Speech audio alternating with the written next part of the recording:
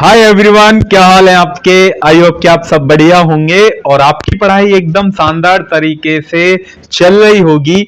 तो आज हम एकेटीयू के बीटेक के फर्स्ट ईयर के स्टूडेंट के लिए यूनिट 1 हम स्टार्ट कर चुके हैं। यूनिट 1 के 2 लेक्चर हमारे अपलोड हो चुके हैं और ये लेक्चर नंबर 3 है इंजीनियरिंग फिजिक्स का। और आज हम इसमें very very important topics discuss करने वाले हैं जो हर बार एकेटीयू के एग्जाम में आता ही आता है। बिल्कुल भी स्किप नहीं करना है। एकदम इजी वे में, बहुत आसान वे में इसकी पूरी डेरिवेशन और थ्योरी में आपको एक्सप्लेन करूंगा। तो चलिए स्टार्ट करते हैं इस प्यारी सी वीडियो को।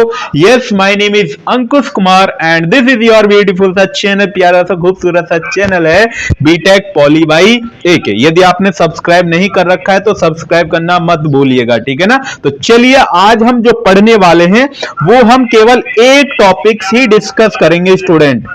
और जो टॉपिक्स हम जो पढ़ने वाले हैं वो है क्वांटम इफेक्ट, ठीक है। तो जैसा मैं आपको पहले एक डायग्राम बताता हूं, डायग्राम दिखाता हूं, डायग्राम के अकॉर्डिंग फिर आपको थोड़ा सा जल्दी एक्सप्लेन हो जाएगा और समझ में भी इजी आएगा। जैसे यहां पर स्टूडेंट डायग्राम बना रखा है। तो ये क्वांटम इफेक्ट क्या कहता है कि जो भी कोई फोटॉन्स जो रहेगा, क्या रहेगा, कोई फोटोन है, कोई फोटोन किसी मेटल से टकराता है। मैं सपोज मान लेता हूं ये आपके पास क्या है, मेटल, और यहां से कोई फोटोन आ रहा है और ये किससे टकराता है, ये मेटल से टकराता है। जैसे ये टकराएगा तो ये कुछ ना कुछ दो पार्ट्स में क्या हो जाएगा, डिवाइड हो जाएगा। अब दो पार्ट्स में कौन कौन से में डिवाइड होगा, जैसे यहां पर आप देखेंगे एक रिकॉइल इलेक्ट्रॉन में कन्वर्ट हो जाएगा, मतलब भाग जाएगा रिकॉइल कन्वर्ट की तरफ, और एक स्कैटर्ड फोटोन की तरफ दूसरी डायरेक्शन में क्या हो जाएगा, चला जाएगा, ठीक है। जैसे ये मेटल इससे जो भी कोई फोटोन इससे जो टकराया, और यहां पर क्या है, मेटल के अंदर इलेक्ट्रॉन है, मेटल के अंदर क्या है, इलेक्ट्रॉन। तो आप जानते हैं कोई फोटोन होता है, फोटोन को हम क्या लिख सकते हैं, एच न्यू लिख सकते हैं, और उसकी एनर्जी क्या है, एच न्यू, और उसका मोमेंटम क्या है, एच न्यू अपॉन सी है। ये उसका मोमेंटम है। जब आपने कोई भी फोटोन जैसे कोई दूर से लेकर आ रहे हैं और किसी एक मेटल से या कोई इलेक्ट्रॉन से जो जहां पर इलेक्ट्रॉन एट रेस्ट और कोई इलेक्ट्रॉन यहां रेस्ट पर पड़ा है या रखा हुआ है। अगर एक बात बताइए, कोई फोटोन है, पीछे से आपने फोटोन लेकर आए और यहां पर कोई मेटल है, मेटल के अंदर क्या रहते हैं, इलेक्ट्रॉन होते हैं। तो मैं मानता हूं इलेक्ट्रॉन क्या है, रेस्ट पर है। अब इसकी जो वेवलेंथ रहेगी या फ्रीक्वेंसी रहेगी, इसके कंपैरिजन में, किसके कंपैरिजन में, इस यहां पर स्कैटर्ड फोटोन के कंपैरिजन में इसकी जो इंसिडेंट फोटोन की जो फ्रीक्वेंसी रहेगी वो कम रहेगी as compare to the scattered photon. कहने का मतलब क्या हुआ, कहने का मतलब यह हुआ कि अगर कोई इंसिडेंट फोटोन आता है पीछे से और वो मेटल से टकराता है तो उसकी फ्रीक्वेंसी या उसकी वेवलेंथ क्या हो जाएगी स्टूडेंट, इंक्रीज हो जाएगी। बात क्लियर। कहने का मतलब सपोज मैं मानता हूं कि यहां पर कुछ ना कुछ फ्रीक्वेंसी थी और जैसे ही वो मेटल से टकराया और उसकी वेवलेंथ या फ्रीक्वेंसी क्या हो गई, इंक्रीज हो गई। और यहां पर कोई इलेक्ट्रॉन क्या है, लूजली है। यहां पर मेटल है, मेटल में इलेक्ट्रॉन है, और लूजली इलेक्ट्रॉन, जो लूजली इलेक्ट्रॉन है वो जो हो गए, जो लूज इलेक्ट्रॉन है वो कहां चला गया, रिकॉइल इलेक्ट्रॉन की तरफ चला गया है, ठीक है। इस पूरे प्रोसेस को ही हम क्वांटम इफेक्ट बोलते हैं। बात क्लियर है ना, समझ में आया। क्वांटम इफेक्ट क्या है, बेसिकली कि कोई इंसिडेंट फोटोन है और वो फोटोन मेटल से टकराएगा, मेटल से टकराने के बाद उसकी जो वेवलेंथ है या फ्रीक्वेंसी है वो इंक्रीज हो जाती है, ठीक है। यही पूरी प्रोसेस, इस पूरी प्रोसेस को ही हम क्वांटम इफेक्ट बोलते हैं स्टूडेंट, ठीक है ना। और यहां पर जो एंगल, दो एंगल बने हैं, एक एंगल थीटा बना है और एक एंगल फाई बना है। अभी हम बताएंगे थीटा क्या है, फाई क्या है, सब कुछ डिस्कस करेंगे, ठीक है ना। बिल्कुल भी टेंशन मत लीजिए, ओके ना। ओके, तो चलिए यहां पर देखते हैं क्या थ्योरी में लिखा है। देखिए, इन 1921 में एक साइंटिस्ट थे और साइंटिस्ट का नाम स्टूडेंट मैंने लिख दिया है A.H. क्वांटम। उन्होंने अपने ही नाम पे अपना जो भी थ्योरी वगैरह है या जो भी एक्सपेरिमेंट था वो अपने ही नाम पर उन्होंने रख दिया। Professor AH Compton discover that, क्या उन्होंने डिस्कवर किया कि when A monochromatic beam of A high frequency, अगर कोई हाई फ्रीक्वेंसी की लाइट, हाई फ्रीक्वेंसी की मोनोक्रोमेटिक लाइट, अगर हम हाई मोनोक्रोमेटिक फ्रीक्वेंसी की लाइट कौन कौन सी होंगी? एक्स रे हो सकती है, गामा रेज हो सकती है, ईटीसी और भी रे हो सकती है। ठीक है, ये जितनी भी रे होती है ये सभी हाई फ्रीक्वेंसी की रे होती है। ठीक है, और उनकी जो क्या है फ्रीक्वेंसी, उनकी क्या frequency is scattered by a substance, किसी सब्सटेंस से टकराती है, स्कैटर्ड करती हैं। The scatter radiation contain two component, वहां से दो कंपोनेंट निकल के आते हैं। जो अभी मैं बता रहा था इस डायग्राम से, कोई फोटोन आएगा, पीछे से कोई फोटोन आया, पीछे से कोई फोटोन आते ही मेटल्स पे टकराया गया, तो वहां से दो क्या लिख लेंगे, दो मेन कंपोनेंट आएंगे। अब वो दो मेन कंपोनेंट हैं, अब दो मेन कौन कौन से कंपोनेंट हैं? तो पहला कंपोनेंट यहां पर लिखा है कि one having a lower frequency और ग्रेटर वेवलेंथ, मतलब क्या है कि एक की जो क्या रहेगी, लोअर फ्रीक्वेंसी और ग्रेटर वेवलेंथ रहेगी, और दूसरे की हैविंग द सेम फ्रीक्वेंसी और सेम वेवलेंथ, और दूसरे फोटोन की मतलब उसी फोटोन, क्या पता वो दो पार्ट्स में डिवाइड हो जाए, दो पार्ट्स में एक फोटोन की जो फ्रीक्वेंसी है वो लोअर हो जाए और या फिर ग्रेटर वेवलेंथ हो सकती है, या ऐसा हो सकता है कि जो दूसरा फोटोन है वो क्या हो जाए, सेम फ्रीक्वेंसी और सेम ही वेवलेंथ, दोनों चीज क्या हो जाएंगी, सेम। ठीक है, देन यहां पर नेक्स्ट क्या है कि the radiation of unchanged frequency, अगर ऐसा भी हो सकता है कि कोई भी फ्रीक्वेंसी में चेंज नहीं है तो उसको हम बोलते हैं अनमॉडिफाइड रेडिएशन। उसको स्टूडेंट हम क्या बोलते हैं, अनमॉडिफाइड रेडिएशन। मतलब क्या है कि कोई फोटॉन्स आया और वो टकराने के बाद सीधा चला गया, मतलब ना तो उसकी वेवलेंथ इंक्रीज हुई है और ना ही डिक्रीज हुई है, कुछ भी चेंज नहीं आया उसमें, तो उसको हम अनमॉडिफाइड रेडिएशन बोलते हैं। वाइल जबकि the radiation of lower frequency, जो यहां पर लोअर फ्रीक्वेंसी वाला रेडिएशन था उसको हम बोलते हैं मॉडिफाइड रेडिएशन, कि हां इसमें मॉडिफाई हुआ है, कि जैसे पहले उसकी सपोज कुछ वेवलेंथ थी तो वो वेवलेंथ के होने के बाद या तो उसकी वेवलेंथ क्या हो गई है, डिक्रीज हो गई है या फिर इंक्रीज हो गई है। बात क्लियर ना, समझ में आई? इस पूरे प्रोसेस को, this phenomena is known as quantum effect, इस पूरे फिनोमिना को हम क्या बोलते हैं, क्वांटम इफेक्ट बोलते हैं। और the difference the wavelength is called quantum shift, यहां पर जो वेवलेंथ का डिफरेंस आएगा, जब हम इसकी डेरिवेशन करेंगे ना तो वहां पे वेवलेंथ का डिफरेंस आता है, उस डिफरेंस को हम बोलते हैं क्वांटम शिफ्ट। ठीक है ना, इज दैट क्लियर ना, बात क्लियर है ना, एकदम समझ में आई इजी वे में? ओके, अब हम चलते हैं नेक्स्ट। इसका पॉइंट क्या है कि the angle of scattering increase, यदि मैं स्कैटरिंग एंगल को इंक्रीज कर देता हूं, the intensity of modified radiation increase, जो यहां पर मॉडिफाइड रेडिएशन जो था वो क्या हो जाएगा, इंक्रीज हो जाएगा। ठीक है, and the difference in wavelength also increase, और डिफरेंस जो है वेवलेंथ का, मतलब क्वांटम शिफ्ट जो है वो क्या हो जाएगी, वो भी इंक्रीज हो जाएगा। This quantum scattering is giving modified frequency, unmodified frequency और रिकॉइल इलेक्ट्रॉन। ठीक है ना, तो ये आपके पास डायग्राम्स था, ये डायग्राम मैंने आपको दिखा दिया है, अपने एग्जाम टाइम में ये डायग्राम आप बना के आ सकते हैं। ठीक है ना स्टूडेंट, अब हम चलते हैं, जो डायग्राम यहां पर लिखा गया है इसको ही हमने यहां पर थ्योरी की फॉर्म में लिखा है। वो क्या है कि let a photon of energy h nu, हम मानते हैं कि फोटोन है, उस फोटोन की एनर्जी क्या है, एच न्यू है। ठीक है, विद इलेक्ट्रॉन एट रेस्ट, और एक इलेक्ट्रॉन क्या है, रेस्ट पर है। Even if the electron is bounded to the nucleus at a small fraction of h nu is used to a free electron, और यहां पर कोई भी एक इलेक्ट्रॉन जो है, if the electron is bounded to the nucleus, nucleus के चारों तरफ क्या है, एक इलेक्ट्रॉन है, a small fraction, कुछ थोड़ा बहुत फ्रैक्शन होगा वहां पर, तो h nu वहां पर जो इलेक्ट्रॉन है, जो फोटोन है, उसकी जो एनर्जी है वो यूज करेगा, कौन यूज करेगा, जो फ्री इलेक्ट्रॉन है। ठीक है, उसको यूज करेगा ड्यूरिंग द कोलिजन, जब उन दोनों में कोलिजन होगा, किस किस में, फोटोन में और इलेक्ट्रॉन में कोलिजन होगा, it give a fraction of energy to a free electron, और वो वहां से क्या हो जाएगा, इट गिव्स, वो क्या कर देगा, वो अपनी एनर्जी को दे देगा, किसको दे देगा, फ्री इलेक्ट्रॉन को, कौन, फोटोन दे देगा, ठीक है ना। The electron gain kinetic energy, जैसे ही इलेक्ट्रॉन क्या करेगा, काइनेटिक एनर्जी को गेन करेगा और रिकॉइल कर जाएगा, जो दूसरी तरफ जो था ना डायग्राम में, जो रिकॉइल इलेक्ट्रॉन था, तो वो दूसरी तरफ चला जाएगा, मतलब कहने का जो लूज इलेक्ट्रॉन है वो दूसरी तरफ क्या हो जाएगा, चला जाएगा। The process of recoiling electron and scattering of photon in Soin in figure, जैसा हमने आपको डायग्राम में दिखाया।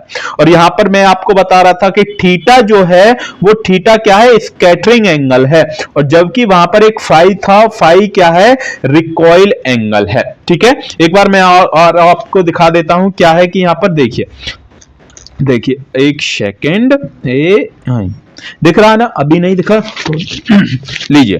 तो यहां पर जो थीटा है ये आपके पास क्या है, थीटा, ये जो थीटा है वो आपके पास स्कैटरिंग एंगल है, और फाइल क्या है, रिकॉइल एंगल है, ठीक है ना। अब तो दिख रहा है ना, बात क्लियर है ना। ओके सर, अब हम इसकी क्या पढ़ते हैं, अब हम इसकी पढ़ने जा रहे हैं डेरिवेशन, बहुत इजी वे में, वेरी वेरी इंपॉर्टेंट है, आपके एग्जाम में आती है। बिफोर कोलिजन, कोलिजन से पहले क्या है कि एनर्जी ऑफ इंसिडेंट फोटोन, आप जानते हैं कि जब तक कोलिजन नहीं हुआ था, जब तक आप फोटोन को लेकर आ रहे थे, तो उसकी एनर्जी क्या थी, एच न्यू, और उसका मोमेंटम क्या था, एच न्यू अपॉन सी था। और एनर्जी ऑफ इलेक्ट्रॉन क्या था, एम नॉट सी स्क्वायर, यहां पर एम नॉट क्या है, mass, where M naught is the rest mass of electron, और मोमेंटम एट रेस्ट, और मोमेंटम यहां पर क्या है, रेस्ट पर जीरो होता है, क्योंकि m की वैल्यू जीरो हो गई, तो क्योंकि p is equal to m v होता है ना, P इज इक्वल टू क्या होता है, एम वी, और m की वैल्यू जीरो हो गई, तो पूरा मोमेंटम क्या हो गया, यहां पर जीरो हो जाता है, ठीक है ना। ओके, तो अब हम चलते हैं नेक्स्ट। अब जैसे ही कोलिजन हो जाएगा, आफ्टर कोलिजन, जैसे ही जो फोटोन्स था वो इलेक्ट्रॉन के साथ रिकम्बाइन हो जाता है या कोलाइड हो जाता है, कोलिजन हो जाता है, तब एनर्जी ऑफ फोटोन क्या हो जाएगी, एच न्यू डैश हो जाएगी, मोमेंटम क्या हो जाएगा, h nu dash upon c, और उसके बाद rest energy of electron m c square, यहां पर एम नॉट सी स्क्वेयर है, यहां पर एम नॉट क्या है कि जो मास है वो क्या है, रेस्ट पर है, ठीक है, मास क्या है, रेस्ट पर, और यहां पर m जो है वो mass of the electron moving with the velocity, ठीक है। देन उसके बाद momentum of recoil electron mv, p is equal to mv होता है मास, आप जानते हैं मोमेंटम का फॉर्मूला। तो ये यहां पर ये बिफोर कोलिजन है, ये आफ्टर कोलिजन, तो ये दोनों चीज आपको लिखनी होंगी और डायग्राम में साथ की साथ भी मेंशन करते हुए चलना है। उसके बाद ये फॉर्मूला होता है स्टूडेंट मास का कि m is equal to m naught root में 1 minus we square upon c square, it is a very very important, आगे चल के इसका यूज होगा, ठीक है ना। According to the principle of conservation of energy, principle of conservation energy के अकॉर्डिंग, तो बिफोर कोलिजन, जो पहले वाला कोलिजन है, is equal to the after collision.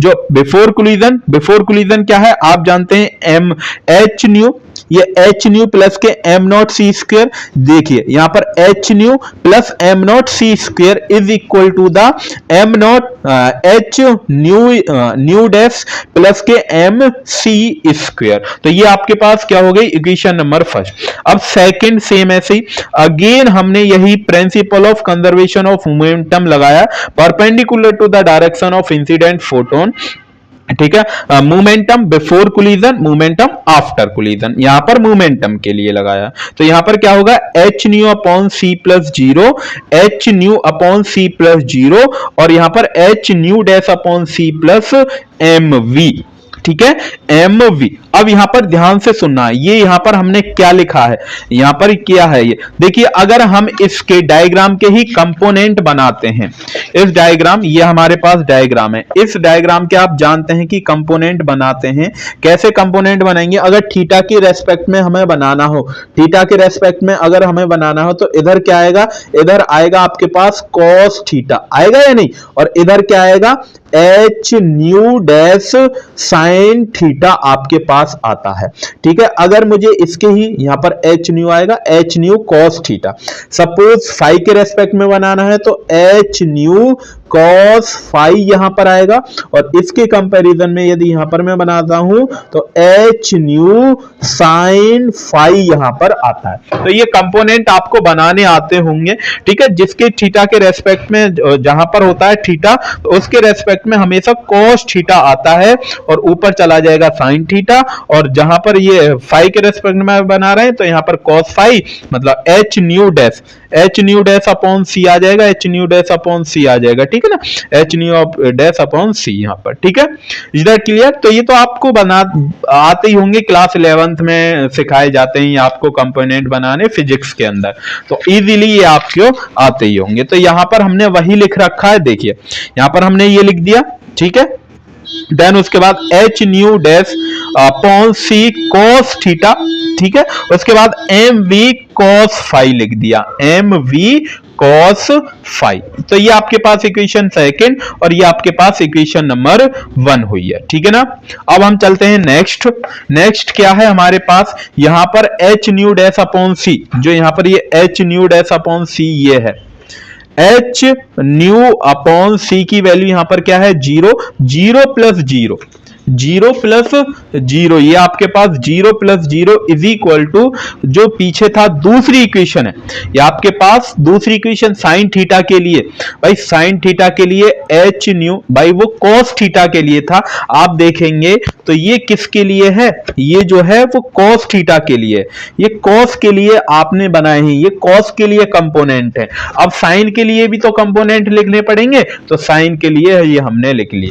ठीक है, साइन के लिए क्या आएगा, नेगेटिव यहां पर साइन आएगा। उसके बाद इक्वेशन 2, जौन सी इक्वेशन 2 है उसके अकॉर्डिंग इक्वेशन नंबर 2 कौन सी है सर, इक्वेशन नंबर 2 अभी जस्ट ये पीछे वाली है, इक्वेशन नंबर 2 ये पीछे वाली है। ठीक है, इसमें से हम क्या निकालें, अगर मैं यहां से क्या निकालता हूं, एम वी कॉस फाई की वैल्यू निकालता हूं, तो ये सी सी वाली टर्म इधर चली जाएंगे, तो इनको आप इधर भेज देंगे, इनको आप क्या भेज देंगे, इधर। तो जैसे ही आप इसको सॉल्व करेंगे तो सॉल्व करने के बाद ये आपके पास वैल्यू आएगी M B C cos phi is equal to H nu minus K H nu dash cos theta. ये इक्वेशन नंबर कौन सी आ जाती है स्टूडेंट, 4 आ जाती है।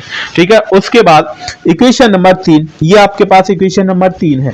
इस इक्वेशन नंबर 3 से यदि मैं क्या निकालता हूं, एम बी, ये आपके पास सी एलसीएम लेंगे, सी जैसे आप है ये H nu dash sine theta upon C है minus K M we sign phi. ठीक है, इसके नीचे मैं 1 मानता हूं और यहां पर क्या आ गया सी, और इज इक्वल टू में ये 0 चल ही रहा है, तो यहां पर क्या आएगा H nu dash sine theta, H nu dash sine theta minus K M we C sine phi, ये आपके पास आ जाएगा। ठीक है, और इज इक्वल टू में ये, और ये जो सी है ये इधर जाएगा, तो 0 is equal to H nu dash sine theta minus K M we C sine phi. ठीक है, ये आपके पास रहेगा। अब यहां पर इसको दोनों को अलग अलग इक्वल टू कर देंगे, तो यहां पर क्या रहेगा H nu dash sine theta is equal to और M we C sine phi. ठीक है, ये आपके पास आ जाएगा। तो यहां पर देखिए, यहां पर क्या है m we C sine phi is equal to H nu dash sine theta. ठीक है ना, आगे बात समझ में। सेम ऐसे ही ये इक्वेशन नंबर 2 सॉल्व कर सकते हैं आप पीछे जाके, इज दैट क्लियर ना? ओके, तो इक्वेशन नंबर यहां से कौन सी आ गई, इक्वेशन नंबर 5 आपके पास आ गई। अब दोनों तरफ क्या कर देंगे, इक्वेशन 4 और 5 को हम क्या कर रहे हैं, इक्वेशन 4 और 5 को हम ऐड, पहले स्क्वायर कर रहे हैं, स्क्वायर करने के बाद उनको हम क्या करेंगे ऐड। तो स्क्वायर करेंगे तो m square v square c square, m square v square c square.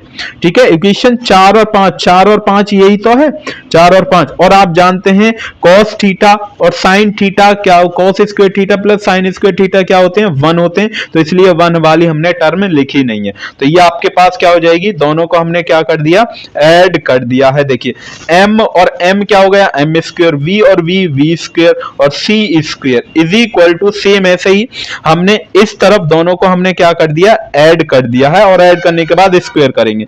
जैसे ही आप स्क्वायर करेंगे इसका, तो एच स्क्वायर यहाँ पर ए माइनस बी का होल स्क्वायर फॉर्मूला लगाएंगे, ए माइनस बी का होल स्क्वायर। सेम ये आपके पास एच स्क्वायर म्यू डैश का स्क्वायर साइन स्क्वायर थीटा, ठीक है। तो यहाँ पर आपने फॉर्मूला लगाया, उसके बाद ये एच स्क्वायर जो है, एच स्क्वायर मी स्क्वायर, ये हमने सेम एज इट इज लिखा, और ये वाली टर्म को थोड़ा हम इधर लिया है, क्योंकि ये टर्म और ये टर्म, क्योंकि इसमें साइन थीटा, इसमें कॉस थीटा, साइन थीटा और कॉस थीटा आप जानते हैं, sine square theta plus cos square theta की वैल्यू क्या होती है, 1 होती है। और इस तरफ आप यहाँ पर पूरी इक्वेशन में से हमने H not H square common लिया है, तो बचा है यहाँ पर क्या, मी स्क्वायर माइनस के, यहाँ पर क्या 2 म्यू और mu dash cos theta plus के म्यू डैश का स्क्वायर। ये आपके पास इक्वेशन नंबर कौन सी आ जाती है, 6 आपके पास आ जाती है। इक्वेशन नंबर 1, इक्वेशन नंबर 1 आपको याद हो तो इक्वेशन नंबर 1 के according m C square is equal to h mu minus k mu dash plus के एम नॉट सी स्क्वायर। उसके बाद इसको ही हम स्क्वेयरिंग करेंगे, तो यहाँ पर m की पावर 2 c की पावर 4 m की पावर 2 c की पावर 4,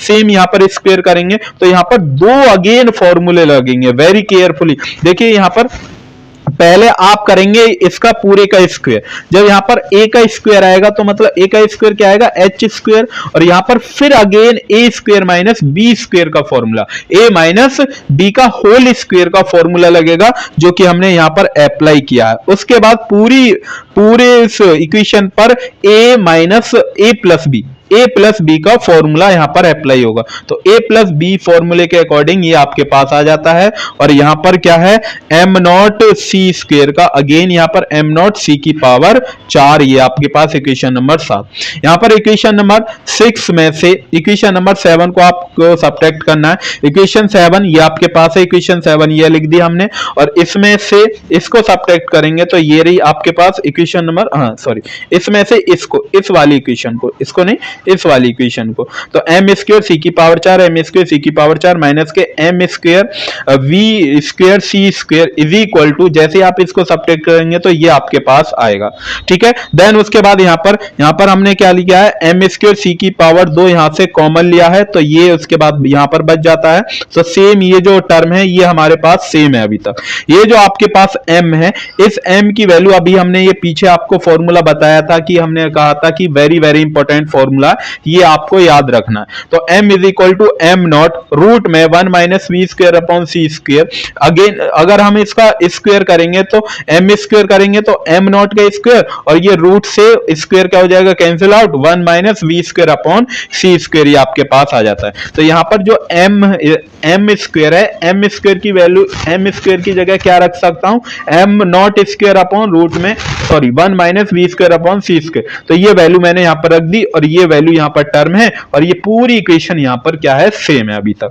जैसे ही आप इसको 1 minus we square upon c square को सॉल्व करेंगे, तो ये इसको कैसे सॉल्व करेंगे, तो मैं यहाँ पर सॉल्व करके दिखा रहा हूँ। तो यहाँ पर क्या आएगा, C square minus we square upon K C square, और ये जो सी स्क्वायर है ऊपर चला जाएगा, तो क्या रहेगा, एम नॉट का स्क्वायर और सी की पावर 2, ठीक है। और ये जो आपके पास सी स्क्वायर माइनस वी स्क्वायर है, इस सी स्क्वायर माइनस वी स्क्वायर से ये जो यहाँ पर जो वाली टर्म आएगी वो कैंसिल आउट, और सी की पावर जो 2 है वो ऊपर चली जाएगी, और सी की पावर 2 ऑलरेडी है, सी की पावर कितनी हो जाएगी, 4। तो सी की पावर यहाँ पर कितनी होगी, 4 हो गई है, इज इक्वल टू, और ये जो टर्म है यहाँ पर पूरी सेम है, इस एम नॉट स्क्वायर सी की पावर 4 से ये टर्म क्या हो गई, कैंसिल आउट। और जैसे कैंसिल आउट होने के बाद यहाँ पर हमने क्या करा है, ये जो आपके पास टर्म है, ये वाली टर्म इसको हम इधर लिया है, और ये वाली टर्म हम इसको इधर ही छोड़ दिया है, ठीक है। उसके बाद इसको हम क्या करेंगे, ये mu minus mu naught upon ये जो आपके पास म्यू डैश है, इसको इसके नीचे, और ये जो बाकी की टर्म जैसे 2h बच जाता है, एम नॉट सी स्क्वायर बच जाता है, ये दूसरी साइड हम भेज देंगे, ठीक है। तो सेम आगे हमने यही प्रोसेस किया है। देखिए ये हमने mu minus mu dash upon mu dot mu dash is equal to H naught upon M naught C square 1 minus cos theta, ये आपके पास आता है। जैसे ही इसको अलग अलग डिवाइड करेंगे, अलग अलग कैसे, कि mu minus mu dash upon mu dot mu, ठीक है, ये कुछ इस टाइप से, तो इसको हम ऐसे लिख सकते हैं mu minus mu dash upon, यहां पर क्या लिखेंगे देखिए, अलग अलग करेंगे, सॉरी एक सेकंड, तो mu upon mu dot mu dash, ठीक है, minus k mu dash upon mu dot mu dash, अलग अलग हमने इसको डिवाइड कर दिया, इससे इसको कैंसिल आउट कर देंगे और इससे इसको कैंसिल आउट, तो 1 अपॉन म्यू डैश बचेगा माइनस के 1 अपॉन म्यू बचेगा, तो यहां पर 1 अपॉन म्यू डैश बचा माइनस के 1 अपॉन म्यू बचा, यहां पर क्या है सी स्क्वायर है, यहां पर क्या है एम नॉट सी स्क्वायर रूट में सॉरी 1 माइनस कॉस थीटा, ये आपके पास इक्वेशन नंबर कौन सी आती है 8। अगर हम इसको ही देखें यहां पर क्या दिखाता है कि ये जो आपके पास म्यू डैश है वो क्या है लेस देन कम है, किसके कंपैरिजन में,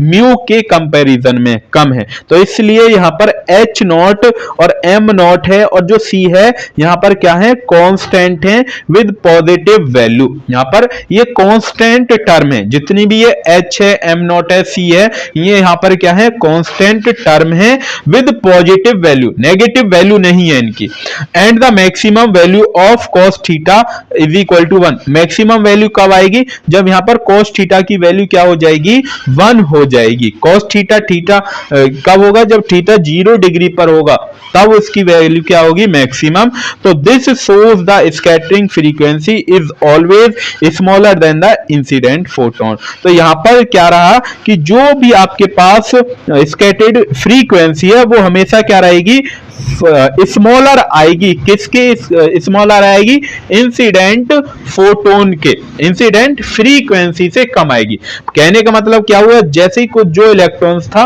वो टकरा रहा था, टकराने के बाद उसकी जो फ्रीक्वेंसी थी वो हाई हो जा रही थी, अब यहां पर क्या आया कि उसकी जो फ्रीक्वेंसी है वो कम आएगी, इंसिडेंट फोटोन की फ्रीक्वेंसी क्या आएगी ज्यादा रहेगी as compare to the scattered photon, ठीक है ना, स्कैटर्ड फोटोन की फ्रीक्वेंसी स्मॉलर रहेगी, किसके स्मॉलर रहेगी as compare to the incident frequency, जो पहले की फ्रीक्वेंसी थी उसके कंपैरिजन में स्कैटर्ड फ्रीक्वेंसी क्या रहेगी कम रहेगी, ठीक है ना। इक्वेशन 8 से ही हमें क्या है, यहां पर सी स्क्वायर है, अगर मैं इस सी को ऐसे लिखता हूं m naught c dot c, और ये जो सी है इस वाले सी को मैं इस साइड भेज देता हूं, तो दोनों तरफ मल्टीप्लाई होगी C upon mu lambda, C upon mu dash minus K C upon mu is equal to H naught upon M naught C 1 minus cos theta. अब आप जानते हैं एक फॉर्मूला होता है mu is equal to C upon lambda, mu is equal to C upon lambda, अगर मैं यहां से लैम्डा का फॉर्मूला निकालता हूं तो lambda is equal to C upon mu होगा या नहीं, यहां पर डैश है तो इसलिए हमने lambda dash minus k lambda is equal to H naught upon M naught C 1 minus cos theta ये हमने लगा दिया, और यहां से आप जानते हैं ये क्या है चेंज है, और यही आपके पास यदि आपको ध्यान हो हमने ये कहा था कि डिफरेंस जो भी आएगा वेवलेंथ का उसको हम क्या बोलते हैं, उसी को हम बोलते हैं क्वांटम शिफ्ट, क्वांटम शिफ्ट बोलते हैं, तो यही this quantum shift obtain in the form, तो इसको हम del lambda is equal to H upon M naught C 1 minus cos theta आप लिख देंगे, ठीक है ना, तो it is known as quantum equation, और यही आपके पास क्या है क्वांटम इक्वेशन है, इट इज इसको हम रीराइट लिख सकते हैं कैसे, del lambda is equal to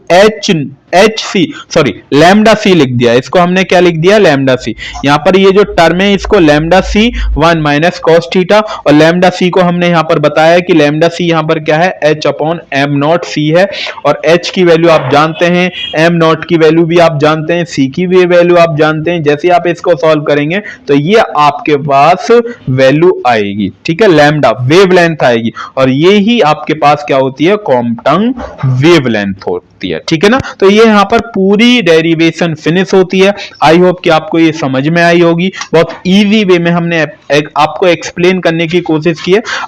बार बार मैं यही बोल रहा हूं कि जहां से समझ में नहीं आए उसको एक बार थोड़ा सा समझने की कोशिश करिए। बिल्कुल एक एक स्टेप मैंने क्लियर लिखा है जिससे आपको समझ में आ जाए, ठीक है। अगर फिर भी कोई डाउट है तो वो आप मेरे से कमेंट बॉक्स में पूछ सकते हैं। तब तक के लिए आप अपनी पढ़ाई करते रहिए। All the very best. Next lecture में हम पढ़ेंगे जो भी नेक्स्ट टॉपिक है उसके बारे में, ठीक है। तब तक के लिए आप अपनी पढ़ाई करते रहिए। All the very best. मिलते हैं फिर नेक्स्ट वीडियो में एक प्यारे से टॉपिक के साथ। Thank you.